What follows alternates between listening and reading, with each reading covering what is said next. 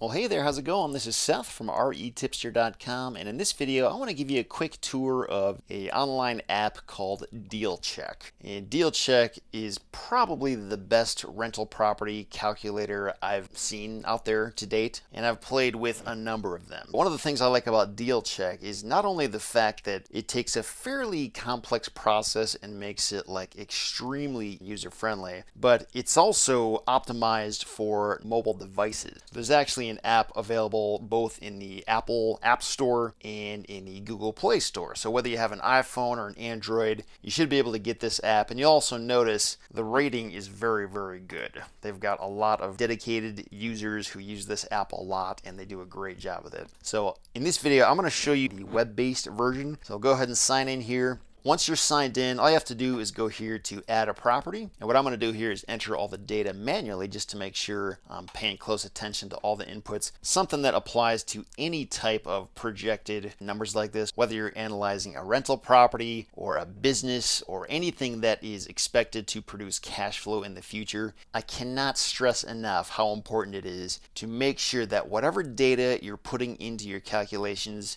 is accurate and reliable. Whenever you're trying to determine what a property can generate in terms of cash flow, the accuracy of those estimates has everything to do with the quality of information you put into it. If you're not cross-checking and verifying the numbers that you put in here, then I wouldn't plan on the outputs being very reliable either. So we'll kind of go through that as we walk through this. First thing you got to do is just name your property. So I'm just going to call it 123 Main Street. And then property type, you can analyze all kinds of different properties. The type that I'm going to be doing here is just a single family house. So we'll put the address in here. Now this is actually going to be based on a real property that I was able to find and wholesale to somebody else. But just for the sake of this overview here, I'm going to put in a fictitious address. So there you go. And then details here, go ahead and put in whatever pertains to the property you're looking at. This particular property that I was looking at was very, very small, C-class type neighborhood. But, you know, just from an investment standpoint, it was a very solid deals, and the numbers made a lot of sense. A lot of this stuff that you enter here, this is more like FYI information. This doesn't really go into the final calculations of anything. It's just to help you identify the property and see more details about it. So this particular property was actually one that I found and we closed on off market, so it never even made it to the MLS. So I'm just going to put not applicable. But obviously, if there is an MLS number, feel free to put that in there. Go ahead and click on next. So the purchase price for this particular property was $27,500. The after repair value was quite a bit higher, probably somewhere around the $80,000 range. I will say this property didn't require a ton of repairs. It wasn't in horrible shape. We were just able to buy it from a highly motivated seller at an incredible price. So that was really where most of the value came from. That equity buildup was not because of the things we were doing to change it through sweat equity. It was just a really great deal that we were able to find. So when we go down here, this is a pretty important section that can change a lot of the numbers at the end of the calculation. In this particular case, we were not using financing. I was able to find a buyer who was just going to pay cash. So we're just going to say no. And when we go down here, the closing cost for this particular deal was 5%. And one nice thing about this DealCheck app is that by default, it has a very clean, minimalist design. But if you wanted to really dig into these numbers and itemize it and like specify exactly what's going to be involved in these purchase costs, you can totally do that by clicking this toggle switch, which then opens up these things. Say if you're going to be paying for an appraisal and you wanted to assign a value to that, or if you were going to be paying for a home inspection report and you wanted to assign a value to that as well, or say if there were going to be other closing costs involved, like a survey or something, put that in there too. You could even wrap it into the loan if you wanted to, but again, this is a cash deal, so we're not going to do that. So you just kind of get the idea. There's a lot of flexibility built into the system if you learn where and how you can input that data. Just to keep this simple though, I'm going to not itemize this stuff and we'll just keep it at 5%.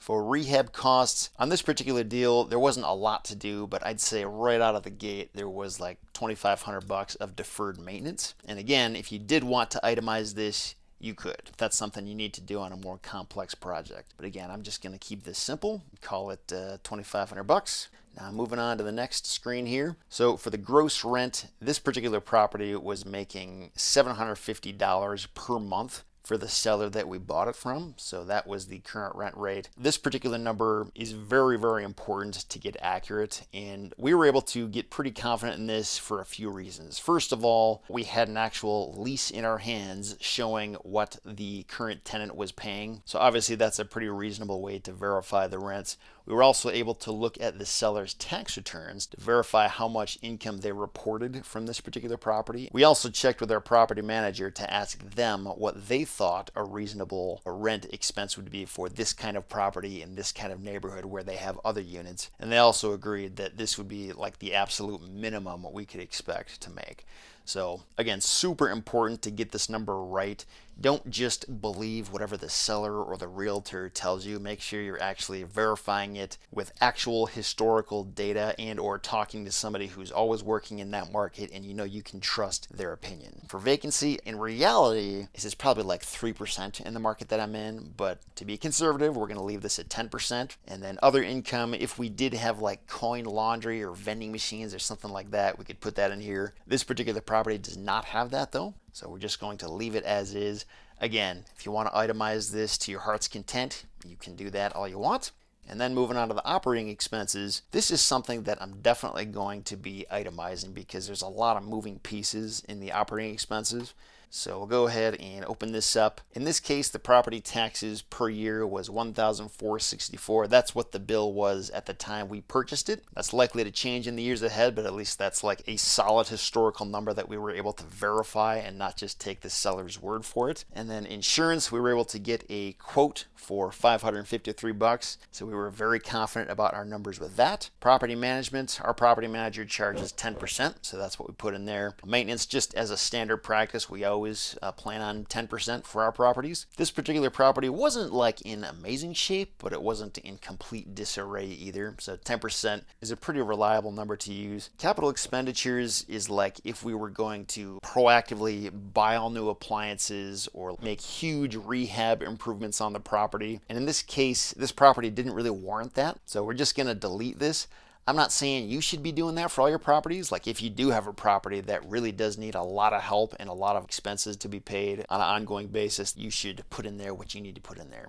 And landscaping, this particular property did not really have any landscaping expenses to go along with it. We're just going to leave that as 0. With that said, we can now go on to the next screen. And land value, this is where you can specify how much of the property's value goes towards the land versus the house. The reason this matters is because when you start factoring depreciation as an expense into your annual revenue and expenses, you can't depreciate the amount that's allocated to land because land is just dirt and it doesn't depreciate, but you can depreciate the actual building itself. And that's why it's important to get a reasonable idea for how much of the value is for the land versus the improvements or the house that's sitting on it. In this case, we're going to say the land value is $5,000, and appreciation is something that I usually don't depend on at all because I have no idea where the market's going to go, if the property is going to be worth more or a lot less in the next 5 years. And whenever I'm buying rental properties, I'm making that decision based on the projected cash flow, not on what I think the property is going to be worth in the future. So, I mean, just practically speaking, like I don't even really factor this into the equation. I might just put 0. But if you do want to include this,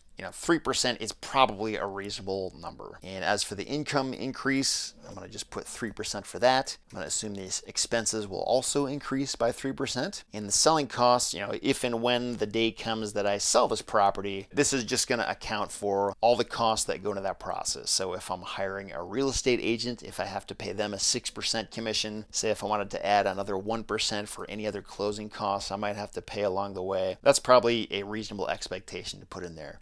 So with all that said, we're going to save the property. And then as soon as you do that, you'll see this summary page. And something else you can do, you can add a picture to the property if you want to. So I'm going to go ahead and do that. Go ahead and throw this in there just to kind of give it some nice visual pizzazz. And then if we go back here to the summary, we can just get a really quick high-level view of all the basic details that pertain to this property. So again, this is a cash deal, so we can see the total cash investment needed to get into the property. You can also see the after repair value that we set and what that equates to in terms of price per square foot. Down here, I always like to look at this on a yearly basis, but if you want to look at it monthly, you can do that. Go ahead and switch it to yearly.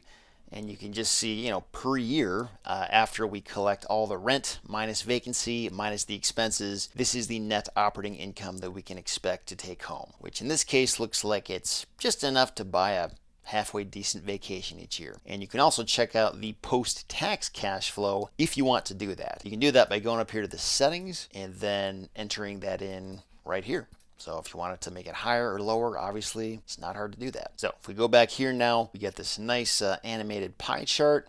You can also go down here and see these really important ratios that a lot of investors are very, very interested in, because this kind of tells them in a nutshell how good of an investment this is, how hard your money is going to work if you end up spending this kind of cash on this kind of property with these kinds of returns. One of the nice things about DealCheck is that, if you're new to this whole rental property analysis thing, if you've never done this or if you're still learning about it, if you have questions about any of these things, like if you have no idea what a gross rent multiplier is or why that's important to know about, all you got to do is hover over these question marks and it explains exactly where that number is coming from. And you can kind of use your own deductive reasoning as to why that may or may not be important for you to look at. I know everything in this box is typically something that I am pretty concerned with whenever I'm looking at a property. The cash on cash return is basically just a number that represents how hard my cash is working for me. So for example, in this particular property, because this investor is paying all cash for the deal and they're not getting any financing, that means their cash actually isn't working as hard as it could. If they were only putting in like 20% of this and then the rest of the money was borrowed, then that smaller cash injection that they're making would be working a lot harder because they're leveraging other people's money. So that's just another thing to keep in mind. The cap rate is another number that you hear about a lot when you're analyzing rentals like this. And again, this just explains pretty clearly what that is.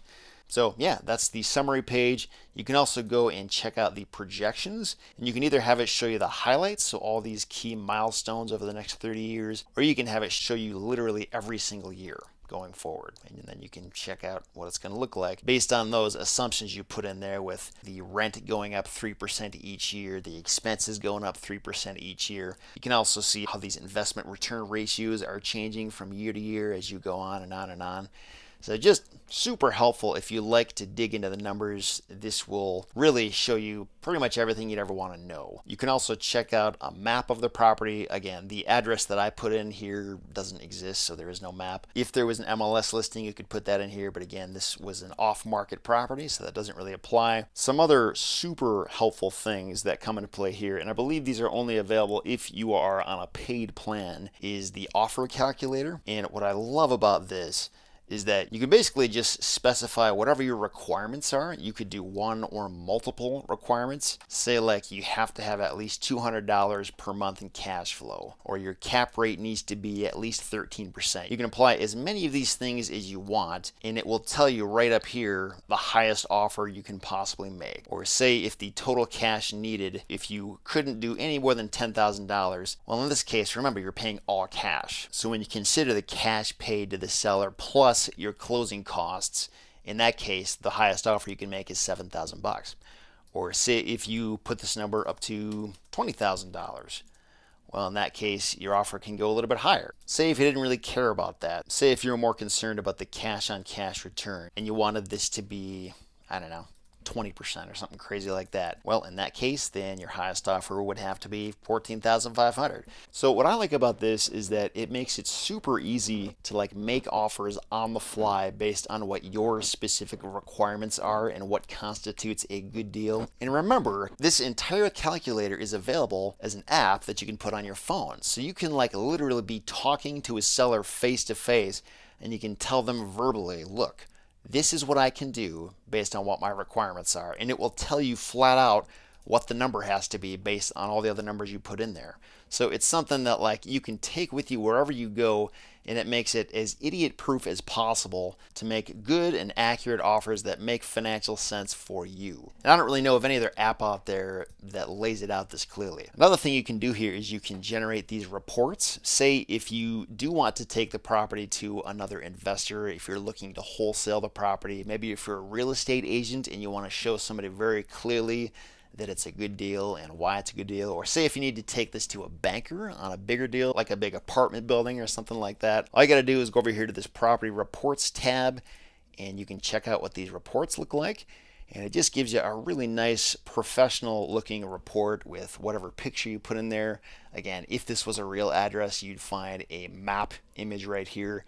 It would lay out all of this information, which is going to give any kind of a lender pretty much everything that they would ever want to see in terms of understanding whether or not you've done your research and whether or not this is a good investment. Super useful tool that, I can't say everybody needs this, but man, if you do need to show this information to any other set of eyes other than your own, this can be a very, very useful tool to have built into your property analysis calculator. One other thing I'll show you is, say if I did want to include financing on this property, it's very easy to include those numbers in here as well. All you got to do is hit this toggle switch, and then in this scenario, it's just going to be a fully amortizing loan with a 20% down payment. Interest rate, we'll call this 5%. With no PMI required. As soon as you do that, you can go back here to the summary page, and you'll notice that all these numbers are now different because now there is financing in the mix, and it totally changes these numbers. You'll notice the cash on cash return is now way higher than it was when we were just going to have our investor pay all cash for this thing. So you can kind of play with the numbers and go back and forth and see how the changing of different inputs will affect the outcome and the end result. So again, super helpful calculator. I've been really impressed with DealCheck and just how easy and seamless it looks. Just a very, very clean design. It's easy to understand. Man, if I had had something like this back when I first started looking at rental properties, man, it would have made my life so much easier.